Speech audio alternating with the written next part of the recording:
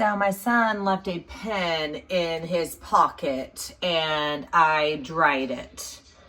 Not only is there ink everywhere in the dryer, but it's all over the clothes, everything. Oh my God. All right, well, I'm gonna have to clean this up. I cannot even believe this. Look at this. It's fingernail polish remover, little rag.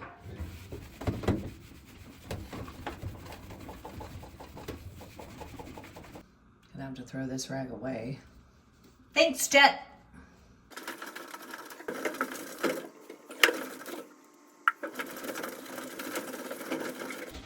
think I'm getting high. Yeah, I'm definitely getting high. Woo, turn the fan on.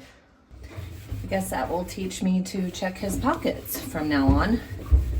All right, so now you're gonna turn it so you can get the other side of it. And this stainless steel part of it was really super easy to clean. The white part was a little bit harder, but make sure you leave this dryer door open overnight and let this air out before you try and dry any more clothes in it. And it's all clean. A little bit that was on the white. I don't know if you can see that or not. I'm a little bit OCD, but I did get all of that off. But, oh, let me zoom in. Oh, right here.